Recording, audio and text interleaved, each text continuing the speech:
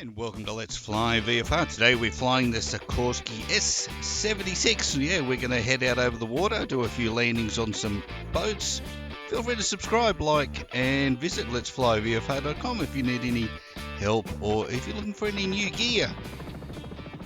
I'm loving this VR. I am never playing anything else in other than VR, guys. This is magnificent, and this aircraft carrier looks enormous. It's huge in VR. And then we have the little helicopter flying around the left there, can't quite see that. Populated with lots of F-18s, and I think we've got some A6s and all sorts of stuff sitting there. People wandering around, oh, people on the deck, not actually wandering around. So we're going to come around and we're going to start with what's relatively simple, because it's big, and land on the aircraft carrier to start with. Now we've got a couple of other places we can go, and this is all in your custom scenery folder.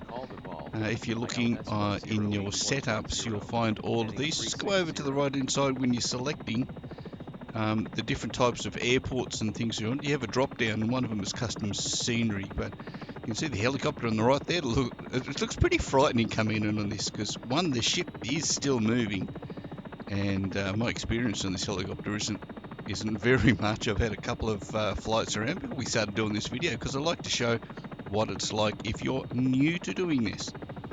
If you notice on the right, there's a couple of F-18s coming up on the lift as well. So we're trying to put this down. Now, still finding the helicopter a real challenge to fly. If you're looking for a challenge and you're stuck at home in these very exciting times, then I would highly recommend you go and spend a bit of time. I've actually crashed these things a couple of times because I tried to set it up in a hover at a couple of thousand feet, and it started to descend, and I've moved the throttle too quickly, I think it is, and I've over-torqued the engine, and I ended up in the water in pieces. So you do have to be careful. And this looks fantastic in VR. The cockpit in here looks enormous as well, you know, and all the controls and everything's there. If you look up, you've got rotor brakes and all sorts of things up to your left, just above your head. So as we're flying around now, we've got a couple of platforms to land at. We've got a frigate that's stationary and a frigate that is mobile. They're all there if you want to go out and give them a try. Grab the helicopters, download another one. There's a few on the website. There's our stationary frigate over there. These are all in the same area, so you can go to the aircraft carrier. You can then fly down to this particular oil rig, and then you can go to the stationary frigate if you wish. And again, this just looks huge in front of you.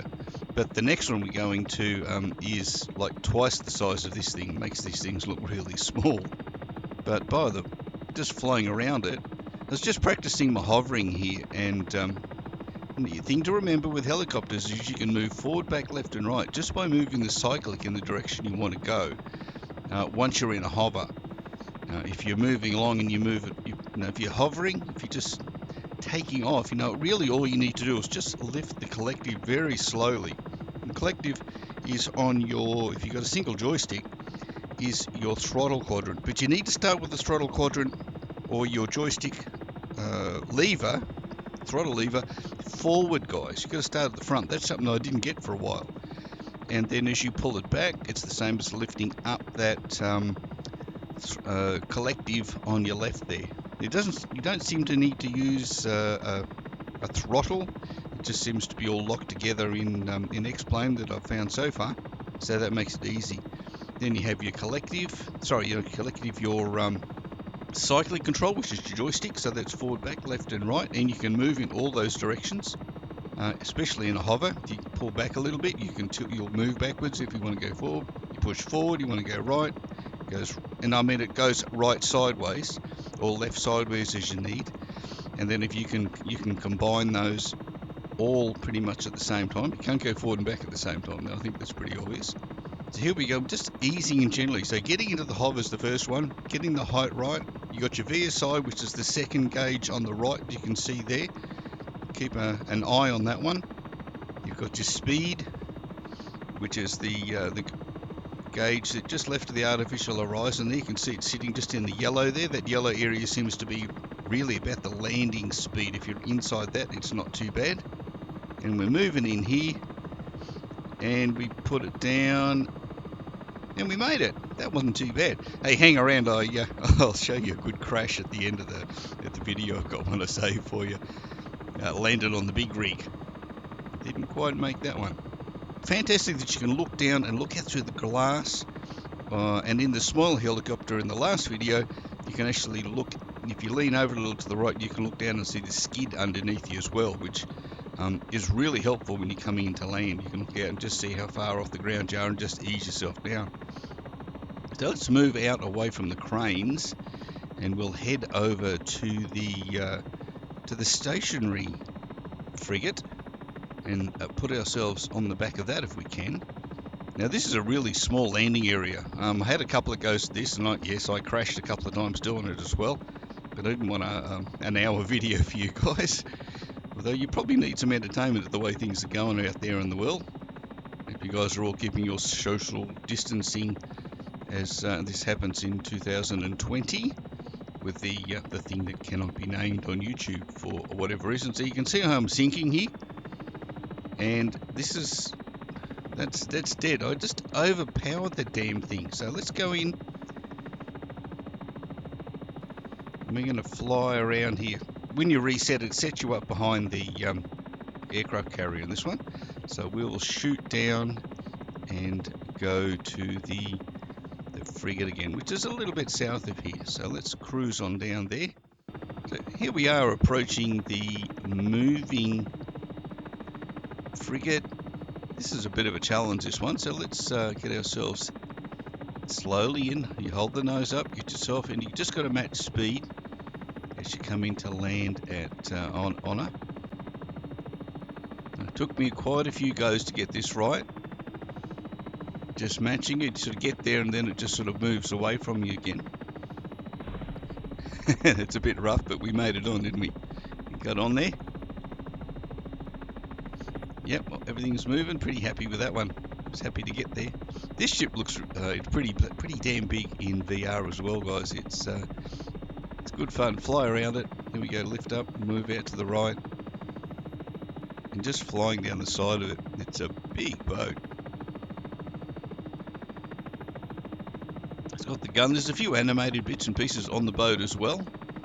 The one thing that I wanted to do is just use the zoom that you can have, and you can sort of jump out and move around. But if you move out and stand on the boat moves away underneath you, and you just fall into the water. I'm not real sure why that is. I think if you put yourself there, you'd stay there. But maybe it's just because it's a camera view and it's just fixed in space, as opposed to fixed to an item as if you were standing on a runway. So we're going around again, just coming in behind for another shot. We'll line ourselves up, see if we can get on there again. Just lifting the nose up there, you can see the speed just dying away. Torque and everything's still fairly low, as you can see. In the VSI, the vertical speed, which is the second gauge on the right, you can see it's just below, giving me about 100 or 200 foot per minute descent rate, so nice and slow. Just be patient as you walk in behind it. Now there's a couple of lights on the back there that flash, but I'm not sure of their actual meaning. I'm sure there's something to do with your height and your landing. I reckon if you got a green, it's good. If you've got a red, because maybe I'm a little low. We're going to get in there and we're going to try again. Bang! There we go. We made it. So that's 2, and that was pretty easy after the first very slow approach. And this is what happens if you go out. Where are we going to go? We're going to go out and have a look outside. So if you do it that way, you'll stay fixed in your situation. So let's go have a jump on, try and land on this really big. This is a big oil rig.